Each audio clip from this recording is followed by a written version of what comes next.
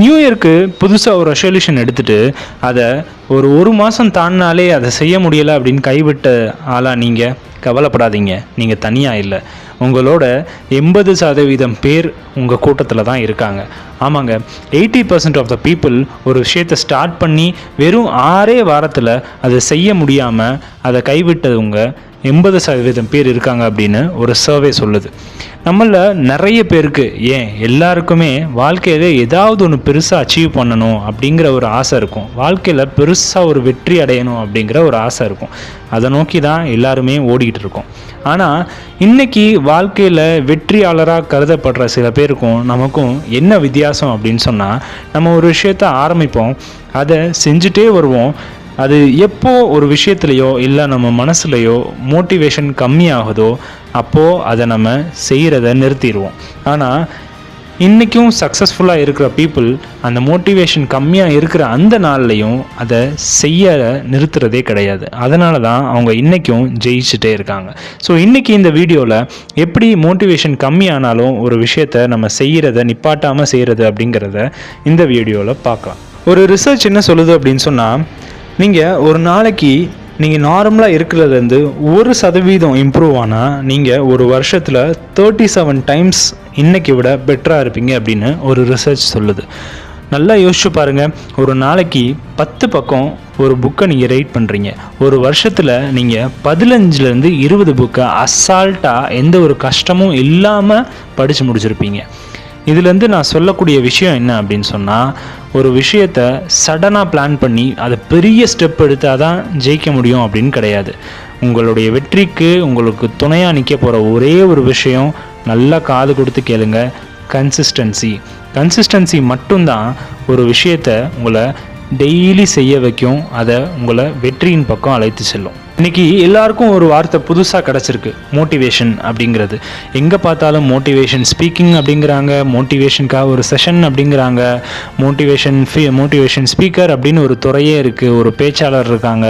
So motivation அப்படிங்கிறது இன்றைக்கி ரொம்ப ஃபேஷன் ஆயிடுச்சு. ஆனால் உண்மை என்னென்னா, மோட்டிவேஷனுங்கிறது ஒரு பேட்ரி மாதிரி, அது ரொம்ப சீக்கிரமாக ட்ரெயின் ஆயிரும். நீங்கள் ஆரம்பத்தில் மோட்டிவேஷன் நல்ல அதிகமாக இருக்கும்போது ரொம்ப எக்ஸைட்டடாக இருந்து நிறையா அதை பற்றி செய்ய ஆரம்பிப்பீங்க. ஆனால் கொஞ்ச நாள் ஆக ஆக ஆக உங்களுக்கு அது மேலே உள்ள இன்ட்ரெஸ்ட்டும் கம்மியாயிரும், நீங்கள் அதை செய்கிற அந்த நோக்கமும் கம்மியாயிரும்.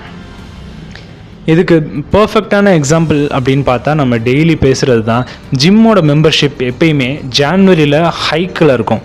ஆனால் ஒரு ஸ்டடி என்ன சொல்லுதுன்னா, மார்ச் மாதம் அது அப்படியே 80% ட்ராப் அவுட் ஆகுது அப்படின்னு ஒரு ஸ்டடி சொல்கிறாங்க. எந்த துறையாக வேணால் எடுத்துக்கோங்க, அத்லெட்டிக்ஸாக இருக்கட்டும், ஆண்டர்ப்ரனர்ஷிப்பாக இருக்கட்டும், இல்லை ஆர்டிஸ்ட்டாக இருக்கட்டும், அந்த துறையில் உள்ள பெஸ்ட்டு பர்ஃபார்மர்ஸை எடுத்து பார்த்தீங்கன்னு சொன்னால், அவங்க மோட்டிவேஷனுக்காக எப்பயுமே வெயிட் பண்ண மாட்டாங்க. அவங்க ஒரு சிஸ்டம் ஃபாலோ பண்ணுவாங்க, அந்த ரொட்டீனை ஃபாலோ பண்ணுவாங்க, அதை கன்சிஸ்டண்ட்டாக செஞ்சுட்டே இருப்பாங்க. அது மூலியமாக அவங்க சக்ஸஸ்ஃபுல்லாகவும் இருப்பாங்க. உங்களுக்கு ஷேர் மார்க்கெட்டை பற்றி நிறைய தெரிஞ்சிருக்க வாய்ப்பு இருக்குது. அதில் காம்பவுண்டிங் எஃபெக்ட் அப்படிங்கிறது இப்போ கொஞ்ச நாளாக ரொம்ப பிரபலமாக பேசிகிட்டு இருக்காங்க. அப்படி இருந்ததுன்னு சொன்னால் அது எப்படி ஒர்க் ஆகும்? இன்றைக்கி நீங்கள் கொஞ்சம் கொஞ்சமாக அதில் மணி இன்வெஸ்ட் பண்ண அது காம்பவுண்டிங் எஃபெக்ட் மூலயமா உங்கள் பணம் அதிகமாகிட்டே இருக்கும். ஒரு குறிப்பிட்ட வருஷம் கழித்து அது உங்களுக்கு பல மடங்காக திருப்பி கிடைக்கும். உங்களுடைய கன்சிஸ்டன்சியும் அதே மாதிரி தான். நீங்கள் ஒரு விஷயத்தை செய்யணும்னு ஆரம்பிச்சிங்கன்னா, ஒரு விஷயத்தை செய்யணும்னு செட் பண்ணிங்கன்னா, ஒரே நாளில் அந்த விஷயத்தை செஞ்சு முடிக்கிறது வெற்றி கிடையாதுங்க. அந்த விஷயத்துக்கு என்ன தேவையோ அதிலேருந்து ஒரு பாட்டை டெய்லி கொஞ்சம் கொஞ்சமாக கன்சிஸ்டண்ட்டாக நம்ம செய்யும்போது அந்த விஷயத்தை காம்பவுண்டிங் எஃபெக்ட் எப்படி நமக்கு பல மடங்கு பணத்தை எடுத்து கொண்டு வருமோ, இந்த கன்சிஸ்டன்சி உங்களுக்கு நீங்கள் என்ன செஞ்சு முடிக்கணும்னு நினைக்கிறீங்களோ அதில் ஒரு வெற்றியை கொடுக்கும். ஒரு நாளைக்கு நீங்கள் ஒரு அரை மணி நேரம் ஒர்க் அவுட் பண்ணுறீங்கன்னு வச்சுக்கோங்க. ஒரு வருஷத்துக்கு 182 மணி நேரம் எந்த ஒரு எஃபோர்ட்டும் இல்லாமல், எக்ஸ்ட்ரீமான எந்த ஒரு எஃபோர்ட்டும் இல்லாமல், நார்மலாக ஒரு ½ அன் ஹவர் ஒர்க் அவுட் மூலயமா உங்களை நீங்கள் பெரிய டிரான்ஸ்ஃபர்மேஷன் செஞ்சுக்கலாம் ஒரு வருஷத்தில். ஆனால் அதில் என்ன தேவை? நமக்கு தேவையானது வெறும் கன்சிஸ்டன்சி. என்னப்பா நீ அப்பையிலேருந்து கன்சிஸ்டன்சின்னு சொல்லிகிட்டே இருக்க, அதுதான் எங்களுக்கே தெரியுமே, அதை எப்படி செய்கிறது, அந்த கன்சிஸ்டன்ஸாக எப்படி இருக்கிறது அப்படின்னு நீங்கள் சொல்கிறது எனக்கு கேட்குது. இப்போது அதுக்காக நான் ஒரு 3 டிப்ஸ் சொல்கிறேன். மொதல் விஷயம், நீங்கள் என்ன செய்ய ஆரம்பிக்கிறீங்களோ அதை ஈஸியாக கட் பண்ணி வச்சுக்கோங்க. ஒரு கோல் இருக்குது அப்படின்னு சொன்னால் அதை ஷார்ட் ஃபார்மாக கொஞ்சம் கொஞ்சமாக கட் பண்ணி வச்சுக்கோங்க. முதல்ல உங்களுக்கு ஒரு 10 கிலோ இல்லை 15 கிலோ வெயிட் குறைக்கிறதா உங்கள் கோல் அப்படின்னா அதை பெருசாக பார்க்கும்போது உங்களுக்கு ரொம்ப பெருசாக தெரியும். அதை இந்த மாதத்தில் நான் 2 கிலோ குறைக்க போகிறேன், இந்த மாதத்தில் நான் 5 கிலோ குறைக்க போகிறேன் அப்படின்னு அதை சுருக்க ஆரம்பிங்க. ஸோ உங்களுக்கு அதை பார்க்கும்போது இவ்வளோ செய்யணுமா அப்படிங்கிற மலைப்போ இல்லை பயமோ ஏற்படாமல் இருக்கும். ஸோ முதல் விஷயம், ஒரு விஷயத்தை பார்க்கும்போது அதை டார்கெட் ஃபிக்ஸ் பண்ணும்போது அதை சுருக்கமாக சின்னதாக்கி டார்கெட் ஃபிக்ஸ் பண்ணுங்கள். ரெண்டாவது விஷயம், நம்ம நேற்று பேசியிருப்போம் 5 செகண்ட் ரூல் மூலயமா அந்த விஷயத்தை உடனே செய்ய ஆரம்பிச்சிருங்க. ஒரு விஷயம் ஆரம்பத்தில் செய்யும்போது ரொம்ப கஷ்டமாக இருக்கும், நம்ம அதுக்கு செய்கிறதுக்கு எந்த ஒரு மோட்டிவேஷனுமே இல்லாமல் ரொம்ப லேகாக ஃபீல் பண்ணுவோம். ஆனால் இதுதான் நம்மளுடைய வளர்ச்சி பாதை அப்படின்னு முடிவு பண்ணிட்டோம், நம்ம கண்டிப்பாக ஒரு சக்ஸஸ்ஃபுல் பீப்புளாக மாறணும் அப்படின்னு முடிவு பண்ணிட்டா அதை கண்டிப்பாக செஞ்சு தான் ஆகணுங்கிறத மனசில் வச்சு 5 செகண்ட் ரூல் அப்ளை பண்ணி ஒரு விஷயத்தை 5 செகண்டில் செய்கிறதுக்கு முயற்சி பண்ணுங்கள். உங்களுடைய ப்ராக்ரஸை ட்ராக் பண்ண ஸ்டார்ட் பண்ணுங்கள். நீங்கள் என்ன செய்கிறீங்களோ அதை கொஞ்சம் கொஞ்சமாக ட்ராக் பண்ணி கொண்டு வாங்க. கொஞ்ச நாளைக்கு பார்க்கும்போது ஒன்றுமே தெரியாது, ஆனால் ஒரு 2 மாதமோ 3 மாதமோ நீங்கள் அதை கன்சிஸ்டண்ட்டாக ஃபாலோ பண்ணிகிட்டே இருக்கும்போது அதை நீங்கள் திருப்பி பார்க்கும்போது நம்ம தான் இவ்வளோ தூரம் கடந்து வந்திருக்கோம் அப்படின்னு உங்களுக்கே அது ரொம்பவே பிரமிப்பாக இருக்கும். கண்டிப்பாக அது ஒர்க் அவுட் ஆகுங்க, ட்ரை பண்ணி பாருங்கள்.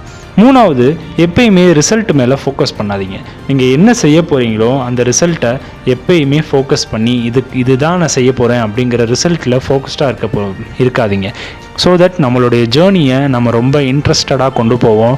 நமக்கு அந்த ரிசல்ட் கிடைக்கலனாலும் நம்ம அதை சோர்ந்து போகாமல் திருப்பி ஆரம்பித்து அந்த ஜேர்னியை கொண்டு போகிறதுக்கு ரொம்பவே யூஸ்ஃபுல்லாக இருக்கும். ஸ்டாப் வெயிட்டிங் ஃபார் மோட்டிவேஷனுக்காக வெயிட் பண்ணுறதை நிப்பாட்டிட்டு ஒரு சின்ன ஸ்டெப்பை இன்றைக்கி எடுத்து வைங்க. அதை கன்சிஸ்டண்ட்டாக செய்ய ஆரம்பிங்க. கண்டிப்பாக சொல்கிறேங்க, நம்மளுடைய ஃப்யூச்சர் நம்மளை பார்த்து கண்டிப்பாக நமக்கு தேங்க் பண்ணும். ஸோ நீங்கள் எடுத்து வைக்க போகிற அந்த ஒரு ஹேபிட் என்ன, அந்த ஒரு சின்ன ஸ்டெப் என்ன அப்படிங்கிறத காமெண்ட் செக்ஷனில் சொல்லுங்கள், நானும் தெரிஞ்சுக்கிறேன். உங்களுக்கு இந்த கண்டென்ட் பிடிச்சிருந்தா லைக், ஷேர் அண்ட் சப்ஸ்கிரைப் பண்ணிக்கோங்க ஃபார் டெய்லி மோட்டிவேஷன்.